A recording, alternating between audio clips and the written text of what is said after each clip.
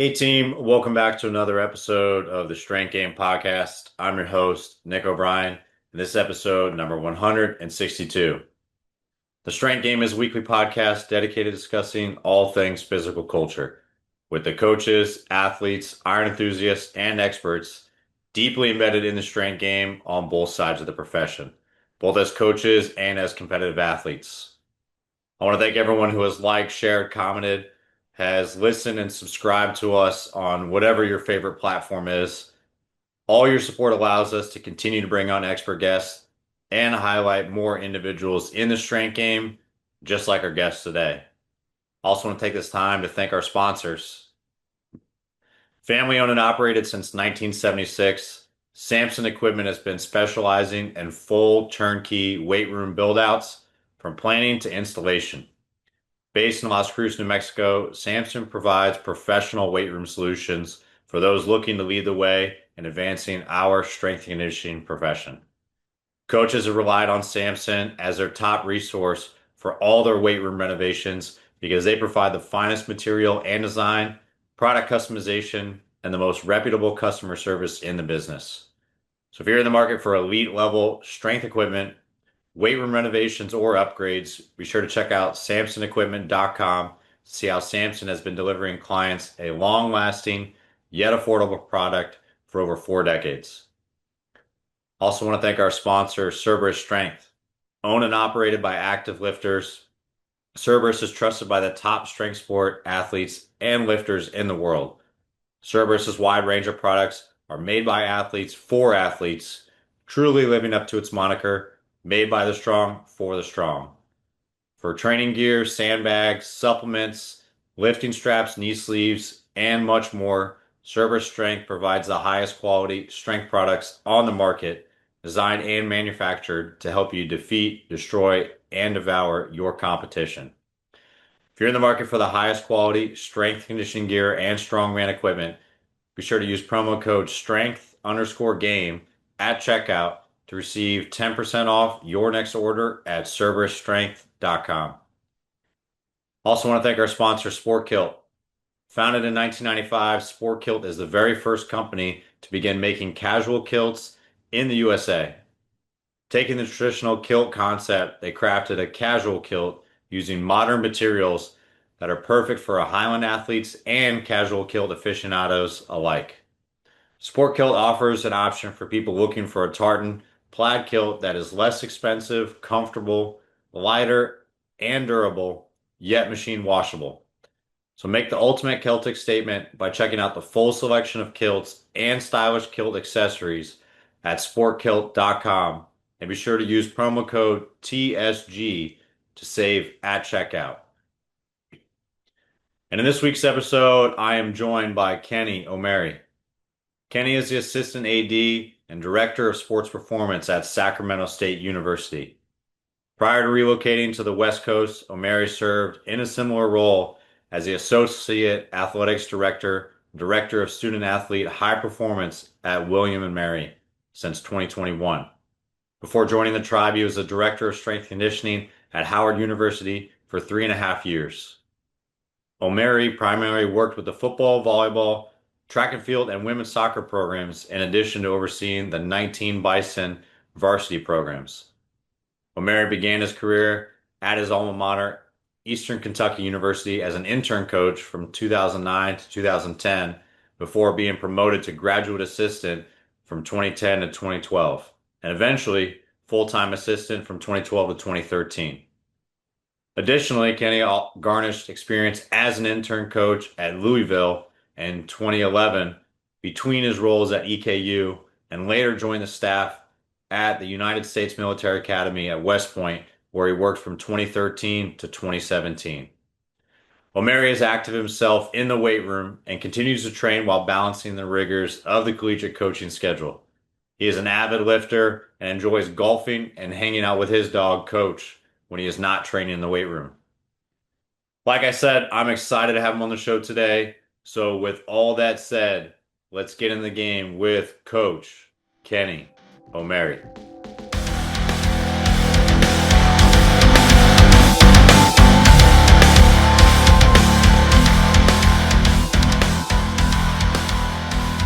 What's going on, everybody? Today we're going coast to coast. We've got Coach Kenny O'Mary on the show. How you doing today, Coach?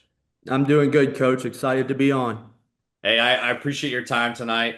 I'm excited to get you on. We've had some guests that have suggested you, so it's always good to get someone else on and kind of join the team. But let's hop right into it. Like first things first, like how did you really get started in training, like playing sports? Like what did you do kind of growing up that led you to kind of this strength coach culture and training life that now you're enveloped in? Ooh, I guess I grew up wrestling. Started that back when I was in like fifth grade, and wrestled kind of all the way through high school, and was fortunate enough to go to a high school that had a strength and conditioning coach and a strength and conditioning program. And didn't really think anything of it then. And I was a young, dumb high schooler who hated training and all that stuff, and really didn't enjoy the weight room or anything like that. So, then went to college. I went to college for my degree in athletic training. But I always grew up having a passion and love for sports in general. So that love for doing athletic training and whatnot led me to a clinical rotation where I was working with men's basketball, and I got chatting with the men's basketball strength coach, and this was at Eastern Kentucky University, Tony Sarver, and was questioning him about what he does with the guys and all that. And I was like, well, how can I get involved with that? And he's like, well, just go over to the weight room and meet John Michael Davis, the head strength coach, and talk to him about becoming an intern. And so that was kind of my foray into getting into the profession. I went and talked to him, and he told me to show up at 6 a.m. the next morning. I showed up at 6 a.m., didn't say a word the whole time I was there. And at the end of the session, we were doing a field session, and I just started helping picking up cones and things like that. And he basically looked at me and he's like, well, if you're still interested, I'll see you tomorrow at 6 a.m. And just kept showing up basically, and just started from there. And then once I got more comfortable, it's kind of started asking questions, learning things, and all that. But I would say there was never truly a love for lifting or anything like that when I was in high school. But then I got to college and I started to gain weight and train and lift and do all that. I mean, I wrestled 152 pounds in high school, and I probably got up to 225 by my sophomore year of college. So just things kind of happen that way. And I love the rehab side and athletic training, and being a strength coach kind of gets you on the front end of all of it. Yeah, that's a big change for weight classes for sure. And then just getting training later on in life. I don't know, sometimes certain sports like I think if you get the dose too early too soon, like you get a smack of wrestling, a smack of training, a smack of football, like ones that are kind of already well established that have a training culture in. Like sometimes that's just intimidating for like young athletes. Like I got to do all this stuff at once. And then if you're not super great on the field or super enjoy the training, like the weight room, like sometimes that just can like deter some people. But I mean, you stuck with it and then found a passion like in college. That's interesting. Like going to the ATC and like kind of starting your career in that way. What I know, like that trainer kind of shifted you towards like the weight room and going to see like John Michael Davis and like seeing the strength coaches over there. But like, did you at that time realize like the differences between like your clinical rotations with the basketball team and then like what they were doing on the field with the training sessions? Like, did you realize that there's a delineation between like what an athletic trainer does, like what a strength does, like for the career path? Because you made that switch essentially. hmm no, not initially. I did not because I was in an in-season rotation, so I never really got to see like the out-of-season training part of what they were doing. I think I just connected with him and enjoyed his energy, and then he saw I like doing rehab with the guys, and so we just got to jiving and chatting, and that's how I found myself in the weight room. And I was standing there, I guess, and watching the training sessions, and I was like, this is really more my speed. Like athletic training, you got to come in, you got to comfort and do all this coddling and stuff sometimes. And I can do all of that, but I want to be out there more forward facing, and kind of be designing the situation, not reacting to kind of the situation, as if you understand what I'm saying there. Athletic trainers, right? You tend to be on the back end of an injury or anything like that, whereas strength coaches, we're on the whole front end of the whole structural process of training and practice design. So we have, I think, a lot more say in how things are going to happen or what may or may not happen in a training session. No, that makes complete sense too. That's a good way to like put it too. Like we are setting up and designing like the components of like how the training session looks and like hopefully, I mean, we're not gonna be able to mitigate every single thing and we're not gonna be able to prevent every single injury, but like we can set up the situation as best as possible to like optimize training and make sure that we're sending less people to the training room where their services are needed so they can really focus on maybe post-surgical or ones that actually need it more. And yeah, I was the same way. Like I thought I shadowed athletic training at like my local community college before I like went to school. And I was like, I just wanted to be involved in sport. And then I realized real quick, I'd much rather be like away from like those white walls and like soft music and like is everything okay and towels, and I'd rather be in the weight room where it's louder on the front end, like trying to mitigate some of those injuries and like kind of get after the training and prepare them for it. So that's a great way to put it. But you talked about too, like finding a passion for the rehab side of it. Like, how do you kind of work with your like sports medicine staff, athletic trainers to like bridge that gap? Because you have an understanding, you appreciate like the things that they're doing, but you can do a better job as a strength coach, like knowing their world. So how do you like kind of like work with that pass off of an athlete that's been with them maybe primarily and is trying to be reintegrated to the team and practice and then hopefully be game ready? Ooh, that's a good one. I think even I can struggle with that. I think, and I'm not knocking ATs. I've been around some really good ones, and it first starts with conversations and understandings and getting on the same page with them. I think everybody in the world, athletics in general, not just strength coaches, ATs, doctors, coaches, everybody's very territorial about their spaces, right? And so breaking down those walls is about developing connections and relationships and understandings and right, everybody wants to say they were a part of it or they did this or yada yada and toot their own horn and feather and whatnot. I think it's nice that I can always introduce myself as I went through the athletic training program too. I have my degree in it. I have shared this space of taping ankles and being a water jockey or whatever you want to call it, or and all those things, and have led that life too. So I get kind of both perspectives of it and the stress that there is in being an athletic trainer and what you have to deal with of coaches and things like that. So it always starts with the relationships and building from there. I would say the where the trainer and symbiotically working together, having meetings before they even have meetings with the coaching staff. That way they're in a unified position before they even go into staff meetings and anything like that. Because things can get real divided into staff meetings real quick and be he said, she said things on whether or not um, rehabs are going well and all that process of it. And people like to point fingers, especially if coaches start asking like timetables on return to play and things like that. You can pigeonhole yourself pretty quickly if you tell a coach 4 weeks and coaches are like, I mean, they're like my dog. Like if you could do it one time, he expects it to be that way every time. And then if you miss the mark on it, well, now you've opened up a whole can of worms. And so being able to learn lingo and measure both sides of it too. I've watched athletic trainers get their faces chewed off in staff meetings by head coaches.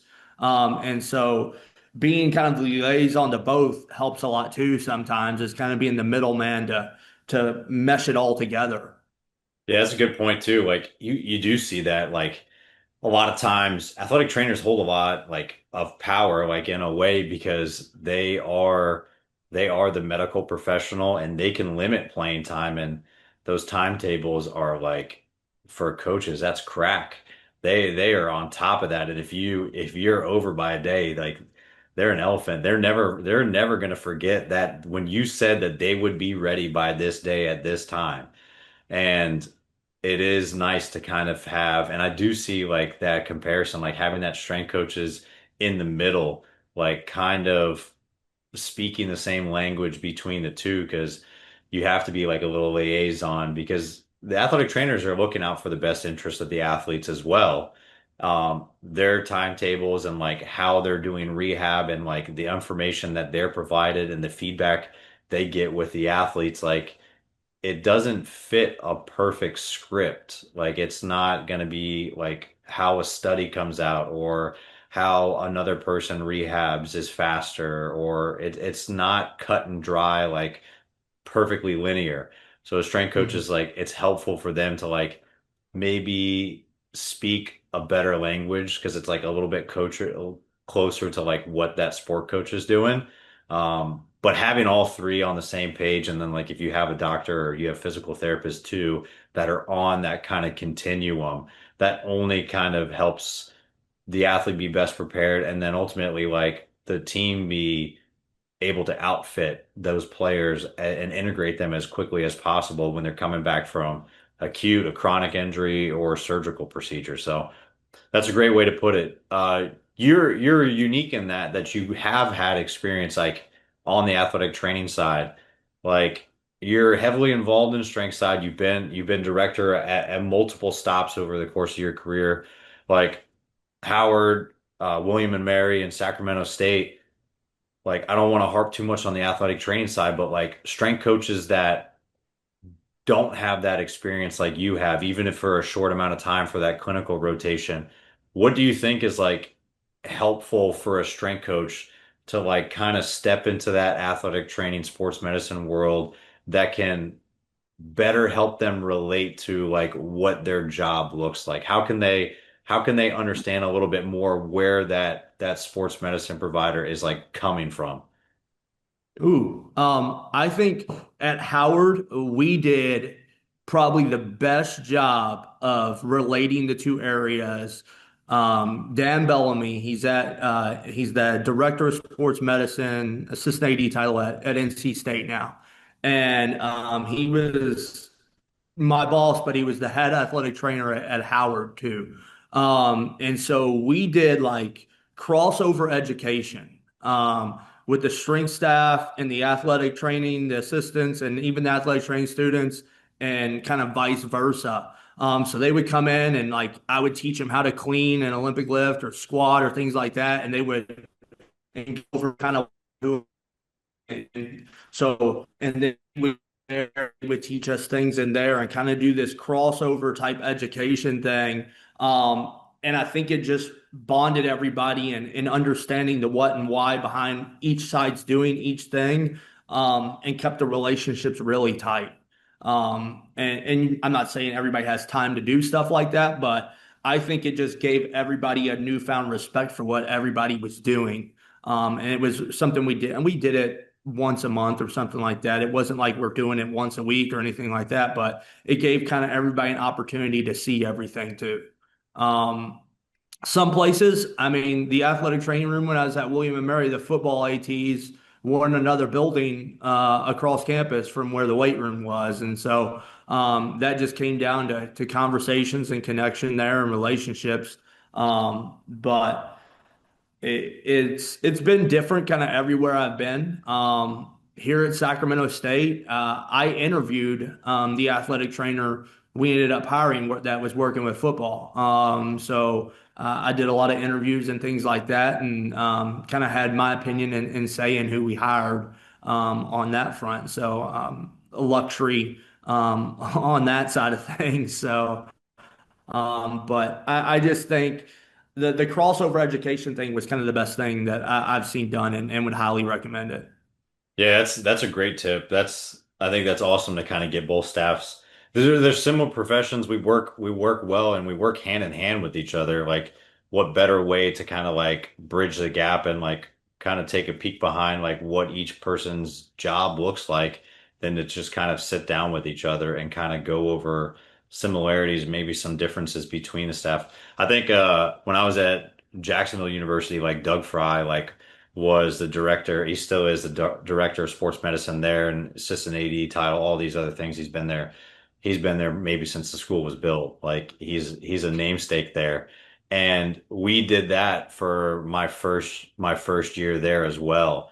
And getting the staff together and just kind of go over where we're seeing common trends like injuries or like how rehabs are going, like in general, like not like crossing over HIPAA or like giving out too much information, but like let ideas kind of spark of like, hey, I'm working with this with one of my teams. We're doing this, and it kind of like spur some ideas from sports medicine side on like, oh, this is what the strength coach is doing. Like, because sometimes like they don't even know what's going on in the weight room unless you tell them, or like, and they have stuff going on. Like, if it's a small weight room or like a large team, they might be doing some of their like more invasive rehabs at that time while you're in the weight room. So you never see what they're doing. They never see what you're doing because you're limited resources, limited time with those sports. So this was like a great opportunity for us to like sit down like you did and then just kind of have open lines of communication with both departments and then again just bridge the gap. Yep. Hey, so kind of touching on that and like just overall kind of career development stuff because like I said, you've been a director at multiple stops over your career. You've been on the hiring process of things. Like you've seen coaches probably come and go. You've worked with different staffs and everything. Like, what do you really kind of believe like young coaches need to prioritize when it comes to like learning like just how to get up to speed on coaching and the career in general? Like, what are some of like the pillars and things that you find most important when maybe a new coach is coming on staff or you're talking to a young coach that's interested in the profession? Ooh, I think first you got to get on the floor and just coach and find your coaching voice and find kind of that it or whatever that it is on the floor. You have to be able to lead a room, lead young people, have them believe in you. You can be the smartest one, you can write the best program, but if they're not buying what you're selling and you can't teach it, it doesn't matter what's on that sheet of paper, and that's the God's honest truth. Pat Moore taught me that at Louisville when I was an intern there way back, God knows when. But yeah, if you can't get on the floor, lead it, get buy-in with the student athletes, it doesn't matter that you're the most knowledgeable guy in the room or young lady, or it doesn't matter how well written that program is. If you can't do it, you can't get them bought in. It doesn't matter. I think so many young coaches nowadays, they get caught up in the technology side of things and all of this, everybody's got all these gadgets and whatnot, from VBT to force plates to Nord boards to, and no shot at any of those things. They're all great things, and I use them myself. Don't get me wrong on any of that. Um, but you can't hide behind the computer and be a coach. It just doesn't work. That's why they have sports science positions now, and there's plenty of people who are better off doing those things. And more power to them. Because we need them. I'd love to have a sports science guy everywhere I go, who could just do that. I've had to be fortunate enough at the university where I just had solely one of those positions. But I think if you're truly going to be called a sports performance coach or strength and conditioning coach, you got to be able to get on the floor and lead and get people bought in. Yeah, that's great. And I like what you said too. Like we're starting to see more sports science positions pop up and like technology is prevalent and it's kind of peaking its way in like every single level of strength conditioning, like at every university, high schools, like tactical setting, like everywhere is starting to get like some sort of form of it. And you can't hide behind a computer. And I think exactly like what you were saying too, like you can't hide behind a program because if you can't coach it, if you can't like kind of like apply what you're doing and make those sets and reps and like what's on that paper come to life, and then those athletes like take action to it and believe in you and believe in like what you programmed, then it's really just a sheet of paper that there's nothing on it at all. No, I fully agree, and I think you look at a couple of the universities I worked at, William and Mary and Howard. You're going to get asked a lot of the what and the why we're doing this, and yeah, you need to be able to explain it. They want to know. There are places where the kids they don't care. They just it's kind of time to train. I need to get better. Hopefully, what you put on that sheet of paper is getting me better. And so that's where a lot of buy-in and belief are going to come. And I believe there's probably more of those places than the places that I've worked at. Just keeping it real. Yeah, that's the what and the why. Like that's really the staple of it too, because you're going to get athletes that are just as invested. They might not be invested to want to be a coach, but they want to understand like what you're doing. It's not like it's not a way to like check you and like see if you actually know what you're doing, but like they're interested in it. Like they want to understand like the inner workings. Some coaches or some athletes are like just visual. Someone just want to do it. They just want to do the work and get out. But if you don't understand like exactly why you programmed like what you programmed in it and you can't convey that and speak the same language to the Mhm. athletes, like you're going to lose a good chunk of the ones that that's their way of learning and that's their way of like being invested in the program and then the coaching staff. Oh, 1000%. I think with social media and everyone having access to literally seeing how other teams train and other places train, you can get yourself caught up real quick by an athlete just asking you, well, why do they train like that? Why don't we train like that? And just things like that. And so believing in what you're doing and selling what you're doing and like you said, that's they're I don't know if they're not buying into what you're doing, but they're looking for some level of an answer that you have full confidence and competency in what you're doing. And so I think access to everything now, it's might as well put it all out there. Yeah, that's a good point too. Like they're seeing that stuff like every single minute. Like they're rivals. Like they can see like crosstown rivals, they can see like conference rivals, they can see big time schools, they can see other small schools, they can see private sector, like what coaches are doing, like what other athletes are doing, like whatever opinions. It's a snapshot, but like you still have to address that. And if you're really confident in your ability and you can justify what you're doing, like that speaks leaps and bounds because it's not necessarily a bad thing that they're coming to you, like showing you something they've seen. And again, I think most of those athletes have good intentions. Like they trust you. They're trying to get your feedback on something they're seeing because like their wheels are kind of spinning. And if you're able to like not necessarily shut them down, but like justify like why we do the things we do it our way, why maybe necessarily they're doing it that way, and then like let that athlete come to their own conclusion, without putting someone down and like just to build yourself up, like you probably bought even more of like credibility with that athlete because like they slightly questioned something and then you were able to justify what you were doing. And I mean, if you're confident in what you're doing as a coach and like athletes bring that stuff to you, like that's even more ability for you to like retain them and build some rapport, I think. Yep, 1000%.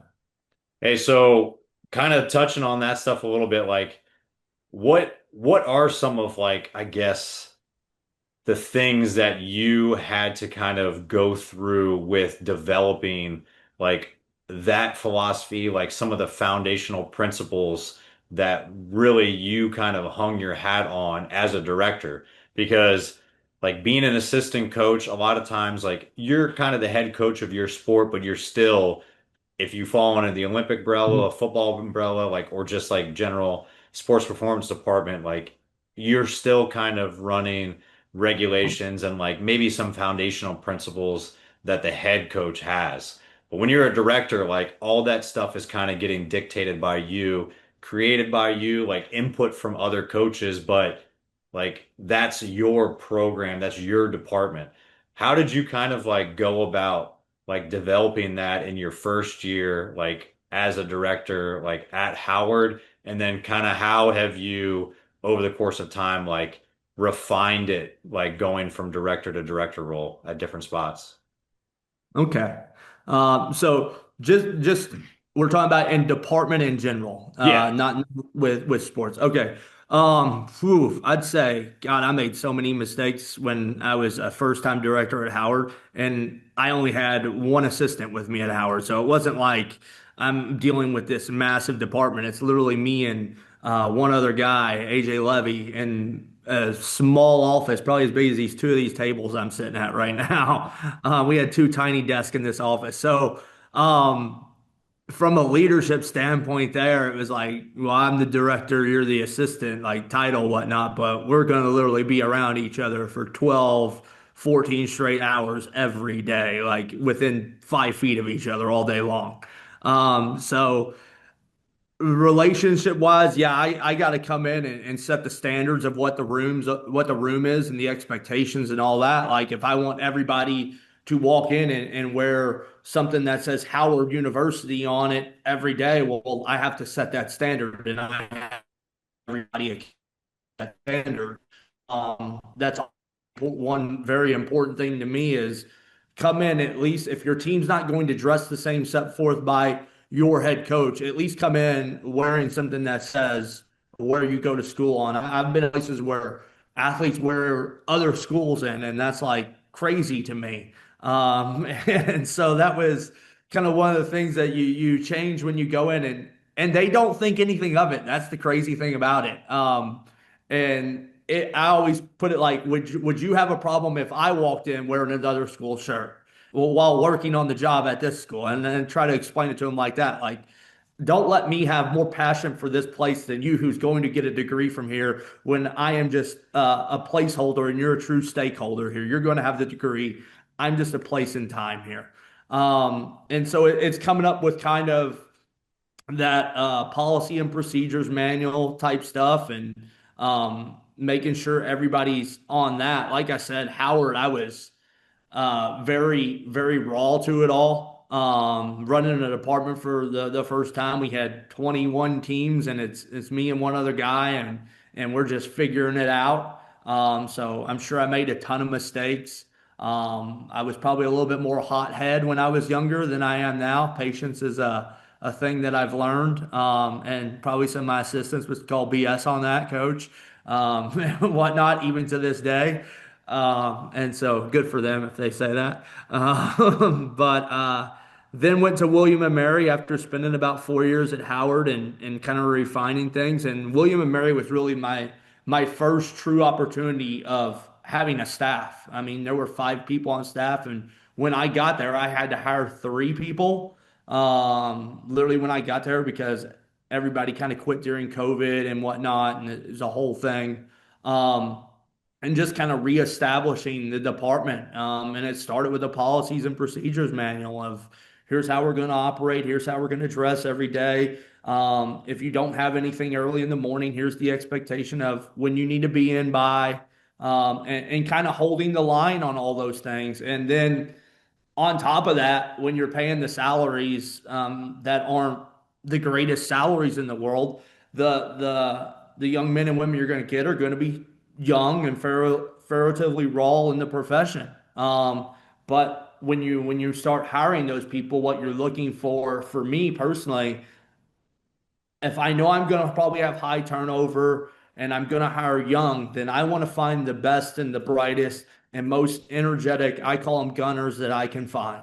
Because if I can find those, and I know I'm going to have people that are passionate about what they're doing, they're always wanting to learn and refine and be better at what they're doing. and then we're going to get them really good jobs after that. And then when I start that cycle, I'm always going to get the best of the young gunners as far as I'm concerned. People are going to want to send me their best GAs or whatnot because we're turning them over after a year or two into better jobs. Do coaches like that? Not necessarily, but they don't understand where I'm coming from on my perspective of, well, we're not paying the greatest, so we're going to have high turnover. So why not get the best young driven people we can who are going to work like dogs and come in here and get it done. And then I can kind of teach them along the way of how to be a professional and what to do. I think Coach Swanson, when I was at Army, the coach I've ever been around. And so he kind of taught me a lot as far as being a professional, like wearing a polo to staff meetings or all staff meetings, like looking like a professional. Not saying I have to go wear a suit to be a suit or anything like that, but just the whole aura and how you structure and how you deal with assistants and things like that. And I'm sure I was a pain in the ass for Coach Swanson, and he'd probably tell you I was, but and rightfully so. But I think a lot of that just came from learning. And I always was fair with everybody. Where I've been as far as a leader goes, I treat everybody. And maybe this is wrong. I always tell them every day is kind of an interview. And so operate like every day you're interviewing for your next job and things like that, because I always want them to stay hungry. I don't want them to be lifelong assistants at where they're at. Even here at Sacramento State, I think you got to have people who have that fire. And when it comes time, if they're going to get a new job, if I will go fight for them to try to get them more money if we can get them to stay. But odds are we're just not going to be competitive on that front if we're sending them to Power Four schools where they want to go and things like that.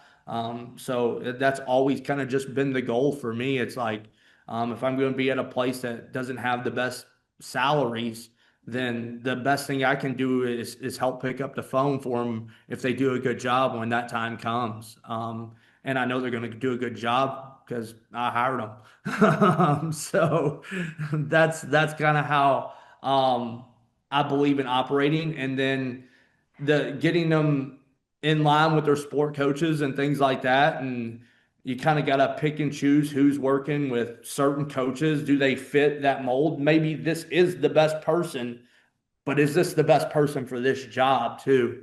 And so I think it comes down to all of that. I can tell you about things assistants have done that have made me lose my mind and things like that. And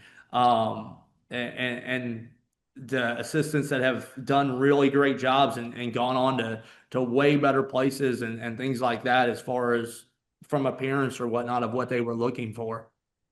Yeah, that's great. That's awesome. Like, yeah, having a vested interest in who you hire and is super helpful too because you're bought into it. Like, I think a lot of times with those like I won't say, I guess entry level positions or maybe positions that are less enticing for someone that's been in the profession for a while and like are lower salary or like maybe contractually like the 9, 10 month positions too that we see a lot of times from schools that like let them work all these weird loopholes with the HR department and stuff like that. Like those are great positions if you have a director that's wants to mentor and is thinking about your progression in the career because you shouldn't, as a like young coach, come in right there and think that, oh, I'm going to get this sport. I want to do this. Like if you have a good mentor that hires you for that position, like they're going to put you in the best positions to be successful because chances are this is not your first and last job. Like if you want to move on, like you're not going to be at your first job, your first school forever.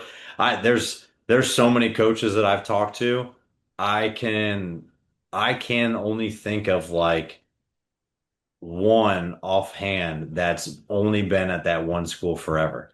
And that doesn't happen very often. And even now in this landscape, coaches are shifting all the time for personal reasons, for professional reasons, hired, fired, like coaches resigning, everything you could possibly think of under the sun. So you as a young coach should really be looking for a spot that you have a great mentor at and someone that has a vested interest in you and also like is going to set you up for success. And you got to earn that reference. So if you come in energetic and driven, like that should be the best reward you could possibly get, like from your time at a smaller like position like you're talking about, is that you're able to push them on and then that job now is so enticing for the next person coming in because they see the career trajectory of who just left and who they get to fill the seat. And all you got to do is work your ass off and do all the things that got you hired and do it day in and day out. And it's kind of the mark of a good, like, young strength coach, I think. Oh yeah, no doubt. I think if you just kind of look at William and Mary alone, when I left, one of my assistants got promoted to the head football guy, and then he ended up taking a new job, and another one of the assistants that I had hired while we were there, he ended up getting promoted to the head football guy now. So we kind of built this nice little lineage of things that were going on there that we knew that like, hey, you're going to be the next guy in line if you just keep doing what you're doing. And each one of us from a programming philosophy is different. And I actually, and this is kind of my hiring process and thought process. I give you a little bit of that. And so maybe I view hiring differently than everybody else because everybody always says you can't get a job from cold applying. Um, and I'm a two-time guy who has gotten a job from cold applying. I got the job as an assistant at Army, not knowing a soul, cold applying and interviewing it for it.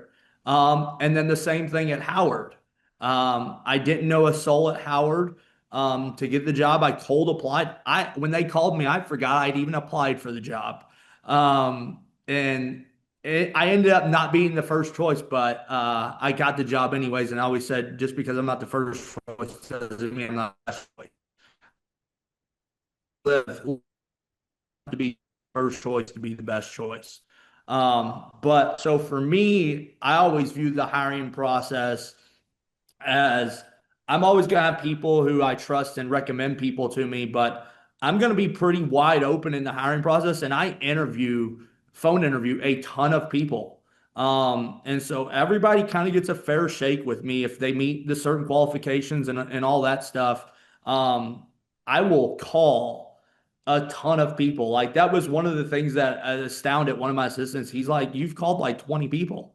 Like we've had like 50 people apply and you called like 20 and you've had like four people recommend people to you. And I said, I know, but I just want to make sure I'm getting the best person. And it's an opportunity for someone to learn how to interview too. I'm hiring young people. They probably are all pissed off at me that I didn't hire them. And you're probably going to have them listen to this podcast. And there might be 100 of them that listen to this podcast and be like, I hate that guy. And now they're going to realize, oh, he was like, it was open and he was teaching me how to interview and things like that. And so, like I said, I'm a little different because I actually am a cold applier guy who's gotten jobs. And so people are like, oh, nobody gets jobs from cold applying. Well, I actually have. And so that's kind of the different thing about me. Yeah, I mean, I'm in that boat too. I'd say two full-time jobs. I've cold applied, didn't know anybody, and got them. And then I want to say three of my five internships were cold applies. Didn't know a single person there. So I was like, you're never gonna know and until you actually put it out there and like you could interview really well. I mean, unfortunately, some places do not think of interviewing and like the application process and like hiring process like you do. I wish more people would think about that and like give people the opportunity. And then for God's sake, if you're in a position where you are going to hire someone, like follow back up with people. If you're going to call them and email them and stuff like that, like just do them the due diligence and like the decency to like, even if it's the most generic email of all time, like, sorry, we went in a different direction. Like, just let people know. I always hated that. Like when I was doing hiring GAs and interns, like we had a process of how I would do it and like line it up to try to get as many of the strength coaches on staff to like talk to them. And if I called you, like I called you to let you know if you got it or you didn't. If we did a Zoom call, like I'd call you or we'd Zoom call again to do the same thing. If we only got to the email stage, like you at least got an email saying like we went in a different direction or you're going to the next like stage of the process. Cause like the amount of times I've like interviewed, and maybe this is just like spite and just like pissed off from like former like jobs, like sending programs to people, or I videoed myself and like I've gone through all the steps, and I know that you're not getting 100 programs from people. Like, just tell me you didn't pick me. Like, it's that simple. Like, why do I have to follow up 4 times?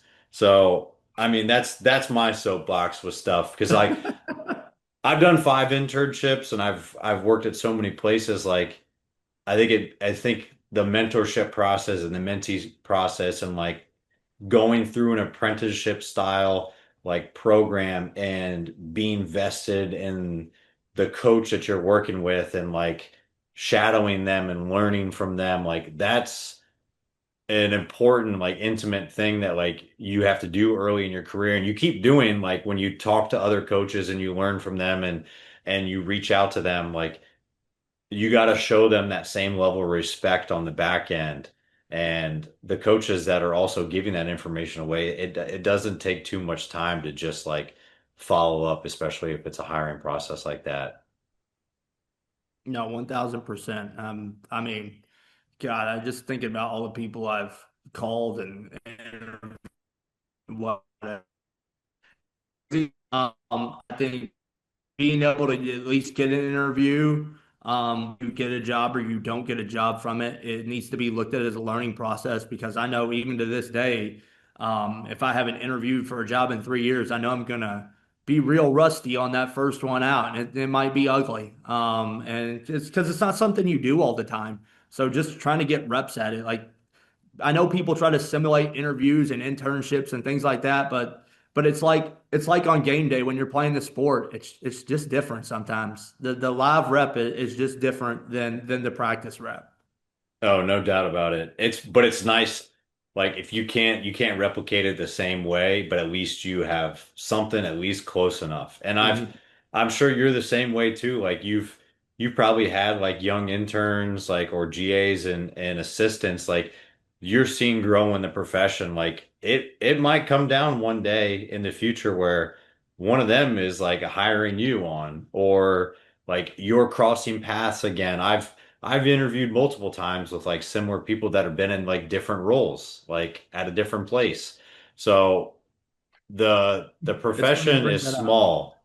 Oh yeah? Yeah, I actually out here at Sacramento State, I hired someone that I didn't hire when I was at William and Mary. There you I go. interviewed him and whatnot, and I wasn't comfortable with the situation then. And then got here to Sacramento State and had a job come open, and he does really good work at what he does, and so he ended up on my desk, and I went with him. Um, so you never know when it's going to come back around. Just because it's a no today doesn't mean tomorrow it's not going to be a yes. Yeah. Yeah, I mean, like you said, like sometimes you're not the first choice, best choice, like, and you got to be persistent sometimes. So I find that I joke about it with him all the time about when I didn't hire him at William and Mary. Hey, it worked out in the end. Hey, It did. so like being at some of these different stops and like obviously you've been at different places in the assistant role as a GA, intern, director. Like you've also been on both sides, like the football and Olympic side, and I know some of the places where sometimes it's blended together, like the head coach of football is also kind of overseeing the department. Sometimes it's separated. Like there's a split kind of when you get to Power Four between like those entities and like football has their five and Olympic staff kind of works together just because you're working with fewer teams, but at some of the lower divisions, like they're integrated, like not only in the weight room, but like with the staff and stuff. Like, how important do you think it was for you to get experience on both sides like Olympic and football, and like how have those benefits kind of like helped you in a director role? Because a lot of young coaches I think are they pick one side of the fence and they stay with it. But even if like I feel like even if you're sold on one of them, you can still gain a lot of experience like Mhm. from the other side of it before you get settled. I think I would say the vast majority of young strength coaches are not going to have the luxury right out the gate to say, I'm football only or basketball only or this only. You're going to work with many different teams, and that's kind of your cut and teeth time as is finding out, do you really want to do this? Do you really love training athletes? Because it really comes down to training athletes, not just the love of a sport. Do you love training young men and women? Do you enjoy that aspect of it? And that's where you really find that out. When I was at Eastern Kentucky, I think I had 10 teams. It was me and one other guy. So when I always hear people complain about this or that, you're not gonna get a whole lot of room for me on that one. Like I've been there. When I was a director at Howard, I had 4 teams. So you're not going to get too much love and sympathy from me. But it's just the opportunity to cut your teeth, develop programming, get good on the floor, learn how to develop relationships, do all that stuff. This I don't waste that opportunity. It's very valuable. It may not be basketball or football or the dream sport that you want to do, but it is a sport. It's an opportunity for you to learn energy system development. It's an opportunity to you to pour in to working with sport coaches and learning those relationships because sport coaches, they're interesting creatures in themselves. And so you have to develop those relationships and different personalities you're going to work with as far as all that goes. So I think that's one thing. And being at a place where I've never truly been in a separated department, Sac State here might have been as close as we've gotten to where it was me and 2 other guys who basically worked football only. And then we had an Olympic side of the staff, but I was still over everybody. I think you get a lot of empathy from me in the standpoint of I've trained 6 Olympic teams and I've been an assistant with football. So I understand the demands that all those things are pulling you in the directions you want to go. When I was at Army, I didn't have any interaction with football. I was baseball, men's and women's rugby, sprint football, which is 172 pounds and below. It's the coolest thing ever. The running backs are as big as the linemen, the wide receiver. Everybody just looks the same across the board. Um, and so I trained many sports while I was in the Army. I had the soccer's at one time, and I'd have to go look at my resume to know all the things that we trained and didn't train and whatnot. But going to Howard was my way to find my back into the thing that I really wanted to do, and I missed training football, and I wanted to do that, and that was part of the reasons I went to Howard is because okay, I'm going to be the football guy at a Division I institution. I'm one of the 280 or 60 something at the time Division I football strength coaches, right? Um, and so ego stuff, right? Who cares? But it's you can find your way back there, but you have to cut your teeth on other things and learn and grow and not try to rush that process to get to where you want to go. I'm a man of faith, so I believe that he's always got the best interest and is looking out for me. I've interviewed for plenty of jobs that I didn't get where a year later that guy got let go or something like that happened and they were out of jobs. And so whew, that could have been me. Thank God it wasn't. And things like that. So I think there's just always the just embracing the process. And if you love what you do, you'll find your way to where you want to go. And don't waver in that. Don't let anybody tell you you can't do it. I've gotten told a lot of things by ADs about decisions I've made or haven't made that thought they knew best for my career, and they didn't. And I won't get into what was said or anything like that, but it's kind of one of those things that drives me every day. As I'll prove it that you were wrong on that.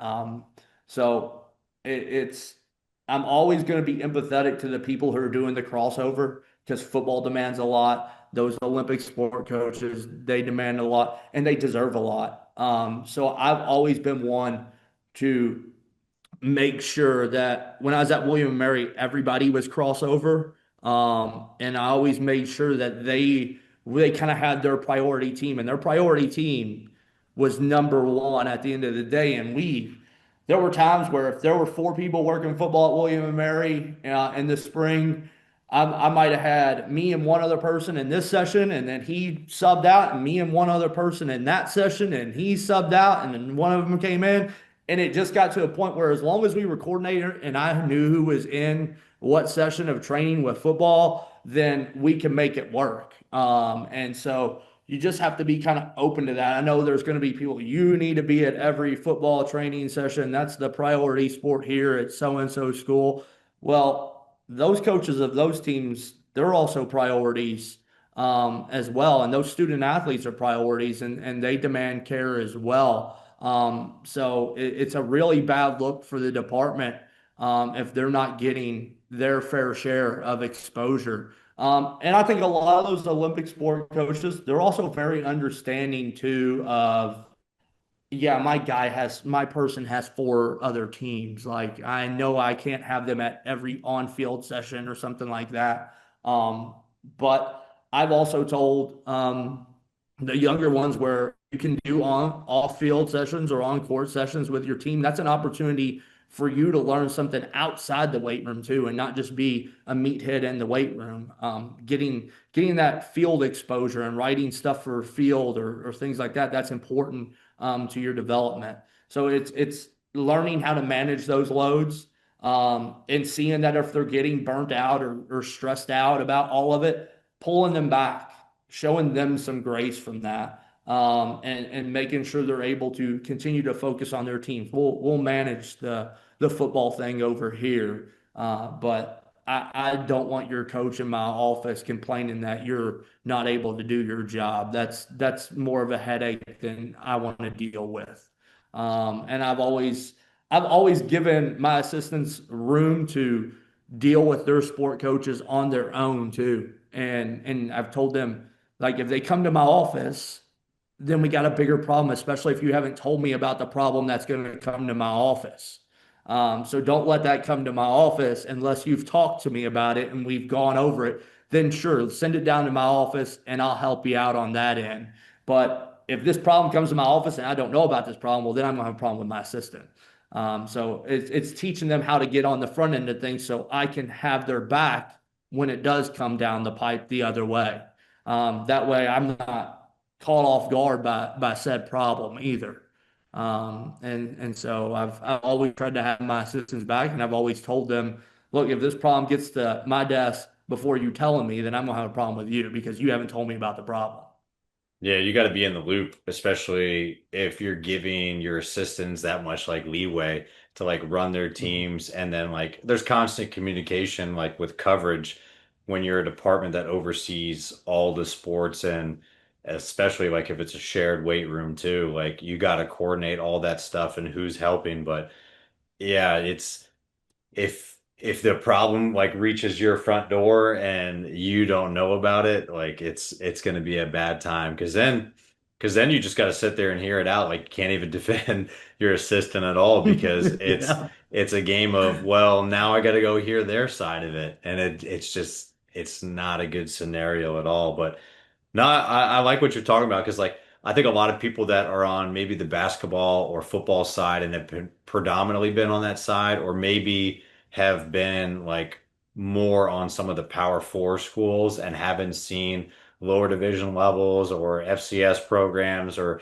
things of that nature. They might not have like experienced or really fully understand like the inner workings of a department that has like Ivy League levels like sports, like 42 sports like Harvard has, or like an Olympic side, like Fresno State, we had, want to say it was like 23. I can't remember how many sports because a bunch got cut. But we had football that split the weight room with us and all the staff and everyone's in there. Like that's an FBS school that has football and 20 plus Olympic sports all in the same facility. Like the amount of coordination you have to have is huge. And every Olympic coach doesn't want to be like second fiddle. Like they want to feel like they're the priority. And I like how you were able to like coordinate that stuff and then like allow them to go out and actually like be the head coach for that sport and then know when to reel it back in and be like, hey, you gotta cover down for football now and some of the other ones. And I think it's hard sometimes for maybe some young coaches to realize that, maybe some athletes to realize like kind of how the money game works sometimes, and then some athletic departments to like really understand that like, hey, all the coaches here like are not thinking about money. They're thinking about the best for their athletes. I've gotten arguments with football coaches like at places like when we're splitting the room and it's like my athletes are in there. I know they're football. I don't give a fuck. Like my athlete is here and you're in their way and like we said we're splitting the room, so this is like what's going to happen. And like we obviously like talked it out and figured it out at the end, but like if I were a coach or like I were an athlete, like I'd hope my strength coach had my back and like I'm not getting Mhm. bullied by another team, regardless if it was football or anybody. So you want coaches that have their best interests in mind for like all their sports and treat every sport that's in the weight room as their priority because they're there at that time. Yeah, and I think that's 1000% like those coaches, their butts on the line too for winning and losing of their sport. So their sport is number one to them. It should be. You can't be dumb to everybody who has a team here, all 23 head coaches. That's the most important thing to them because that's how they make their livelihood and all of that. And so, who am I to say anything about that? You brought up the scheduling thing. I'll tell you, there was two of my least favorite times every year: fall and spring scheduling in an all sports weight room. And that's always we turned it into a draft in my office at William and Mary and made it this joke of a spectacle just amongst the staff, just because we knew you're going to get 80% of it right. Like 80% is going to be happy with the times, the spots, and how everything. And then you got the other, we'll call it 15 to 20% like head coaches. So you're talking like three of them who are going to be mad about something. And you always know, and you get to a point where you always know which ones it's going to be. And so it's like you could give them exactly what they want and they're still going to get mad. And I always tell my assistants when we get to that point in the year, like, go have the conversation, find out what they want or what they're looking for. We'll figure out how it's all going to work and whatnot. Because then there were times where we would have to go like trade time slots with another team. So like we were like bargaining chips here of how we're going to get this 23 teams into this one weight room and whatnot throughout the day. And I was like, look, I was like, when it doesn't go right, I'll go in there and I'll let them wear it on my face. I'll take the punch in the face for you. I was like, but I understand it. I was like, this is like the least favorite time for me every year. It's two times a year, and I know two or three coaches are going to be mad about something, and I'll just go wear it and apologize and say we'll do it better, blah, blah, blah, just to smooth things over. Yeah, that it's a hectic time of the year. We always used to like send them out at strategic times and then like take bets on like who's going to respond first or whose schedule is just going to be completely backwards from what they wanted last year and think that this is the thing that's gonna put them over the edge. Like we had a bad Oh. season because we lifted at 7 a.m. So we're gonna lift at 3 p.m. next year and completely jack up the whole team's like class schedules. I'm sure by sending an email, you probably got the response of, well, I responded first, so I should get my choice. I feel like they're That's waiting why I for it. would never put that stuff in writing. Yeah, No not one knows who not responded happening. first. Not happening. Yeah. Hey, so we talk about a lot of stuff like on one side of the barbell and like coaching and kind of seeing. I know you talked about like kind of how you got involved in like sports, like high school wrestling, kind of growing up, and then and then going on from there. But Like what's kind of training look like you for you currently? Like how do you still kind of like cut your teeth and like still stay involved like yourself on the training side so like you can kind of stay up to date on technology or just kind of better relate to your athletes? Like how's your kind of approach come to like just staying active yourself as a coach? I always tell the assistants the minute you become a director is the minute your time for training goes down. I always wondered how things like that happen, because you just deal with so much other stuff that you didn't even know you were going to have to deal with. It's like you're always putting out a fire. And so stay assistant as long as you can for anybody who's listening. That way you can train longer. But no, for me. I got to the point where it's like I get tired of like writing program for myself. So I basically have been doing a kilo strength program and paying the monthly thing right now. And that's basically how I've been training right now. And that's been great for me. This is probably the right now the most consistent I've been in a few years as far as training goes, on that front.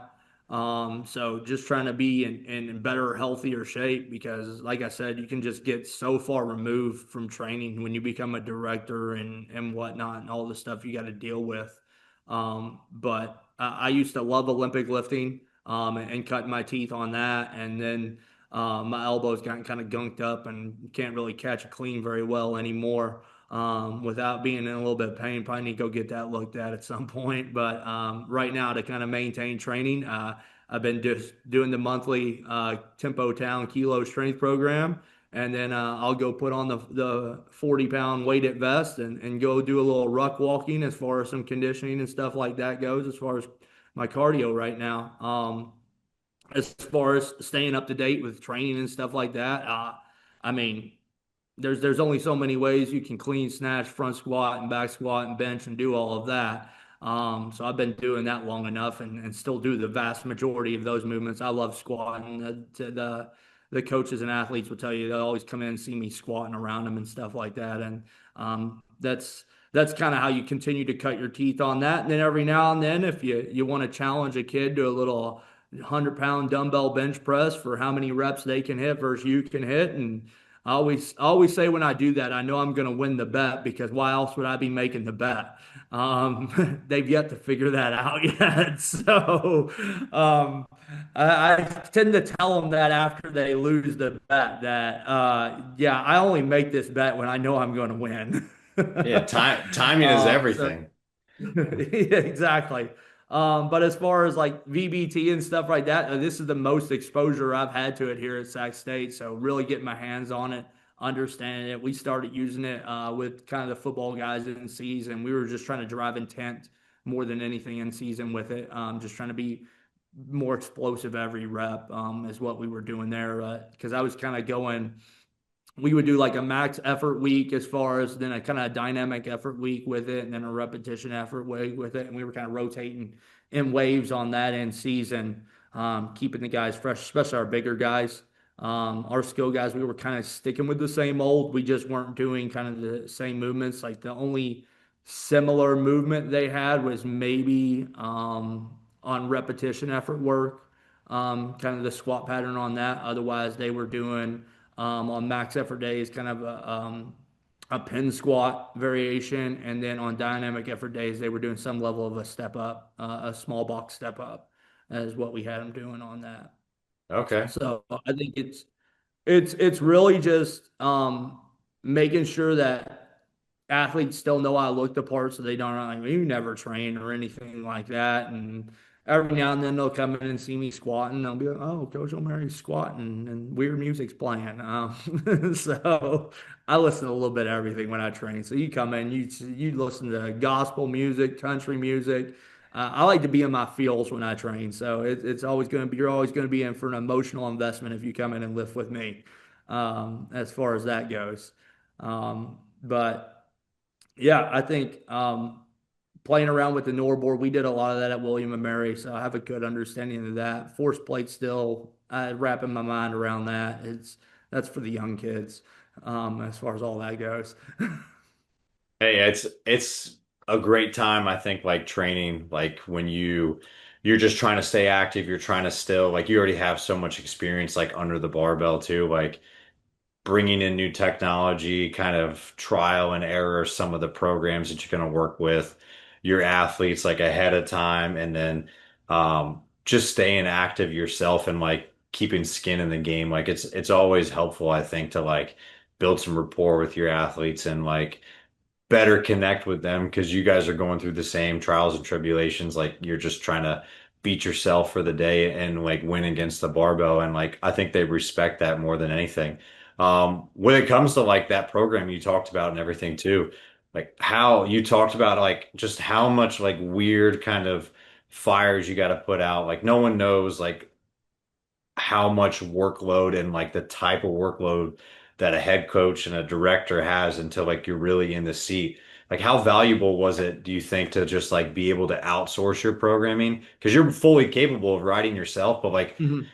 that's Yep. another thing that you're gonna have to put on your plate. Like you're probably gonna put your own like biases in it too. You're gonna put the things you want to do, maybe not the things you need to do. Like how much better was it to like give it to another coach, outsource it, and then you just be able to follow suit and still get pretty much most of the same benefit? I would probably recommend it actually to a lot of um, coaches in this profession. And it's not a knock. It's like you said, we can all write our own programs and things like that. And I think there's going to be a lot of a bias in what we do. We're going to program what we like. Where all I got to do is click on my phone, hit the app, open it up. Here's what I got on Monday or Tuesday. It's a 4 day a week program. It rotates weekly on kind of what they're doing. They kind of work in a 4 week block, so I kind of know like 2 of the weeks are going to be the same, and 2 of them are going to be different as far as that goes. So it's changing for me. It's variety. I know people get stale, but like we say, you got to be consistent in what you're doing. So it's a time saver for me. As far as all those things goes, I can log everything I'm doing right in the app. So that way I'm keeping track of everything as well.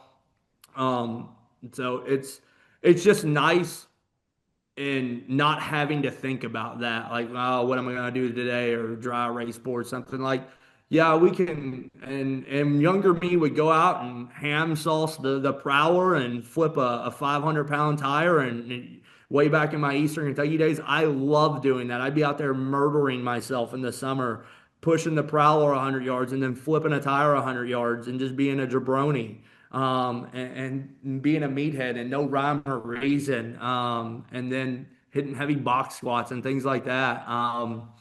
But as I've gotten older, and like I said, the being a director is just it's one less thing that I need on my plate where I can just boom, here it is. This is what I got today. It takes about 45 minutes to do. Let's roll.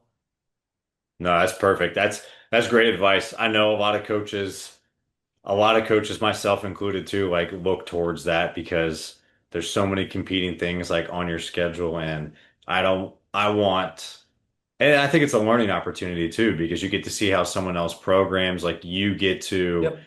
be the athlete that's been giving a program that like you don't really have influence over. Like you might tell that person like, hey, this is what I'm training for, or this is what I like or don't like. But at the end of the day, like the rest of that, the freedom of like what goes into it is up to them. So I think it's great like to be the athlete again and then like kind of take off your coaching hat for a little bit because I think good coaches, no matter what they're doing, like find a way to tie it back into like what they do in their professional life.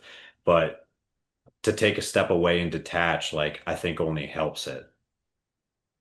Yeah, I think also getting it from places that do high quality programming, things like that. I mean, there's performance coaches who do go to CrossFit gyms and do that stuff, and they don't train their athletes like that, but they enjoy doing that. That's their way of doing things. You have my man Colton on. He goes down to the Olympic weightlifting facility down there.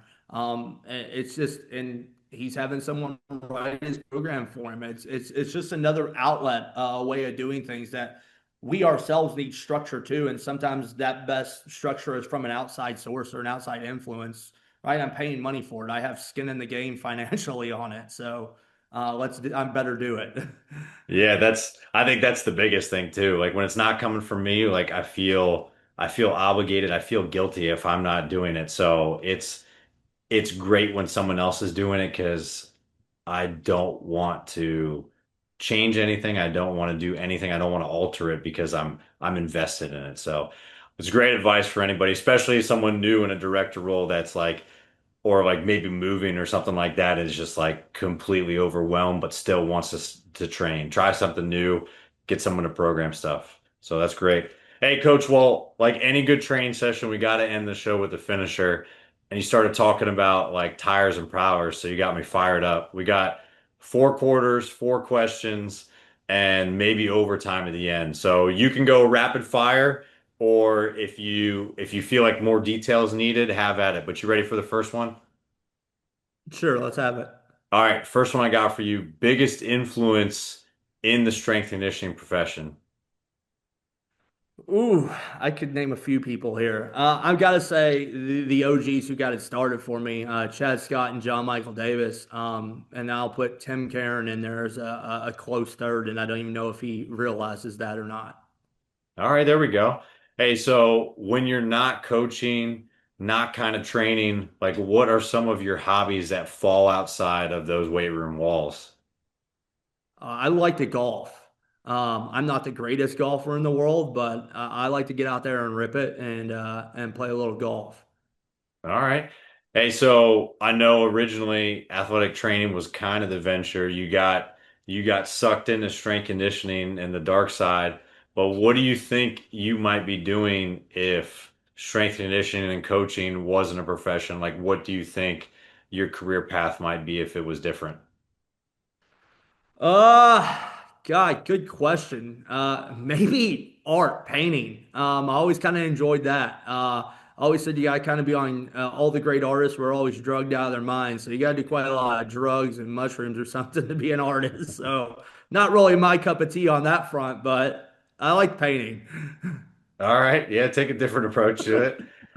Hey, I know you said you're kind of eclectic all over the place with it, but if you're setting up an ideal training day for yourself, what's like playing on the speakers or like PR song? And then what's your favorite post-training meal look like? Okay. We'll say PR song. We'll go with Rick Ross, Tupac Back. And then post training meal. Golly, I'm plain when it comes to food. I'm a meat and potatoes type of guy, so let's just go with some steak and potatoes. Hey, you can't go wrong with those. I appreciate that. Hey, so last one I got for you for overtime. Like it can be from a person, it can be from a quote, whatever it is. Like it can be something from experience that you've had thus far in your career. But like, what is the most valuable piece of advice that you've received or you've kind of taken in? I think I already said it in the show. You don't have to be the first choice to be the best choice.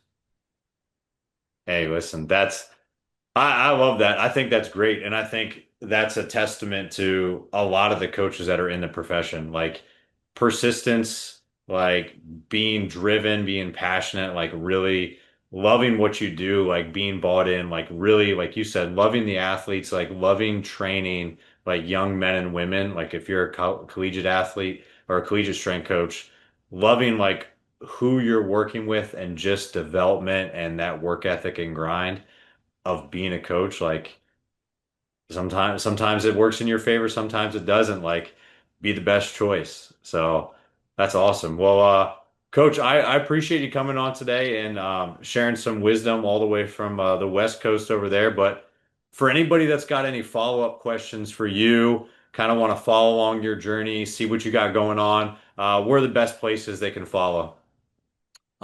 Twitter and Instagram at Coach Kendrick LO. There I use my legal name. It really is Kendrick. And then you can email me and whatnot. If people know how to use websites, they can figure it out.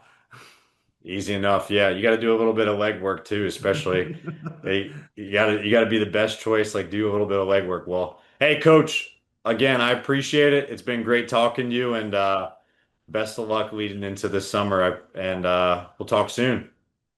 Appreciate you, Coach. That's it for this episode of The Strength Game.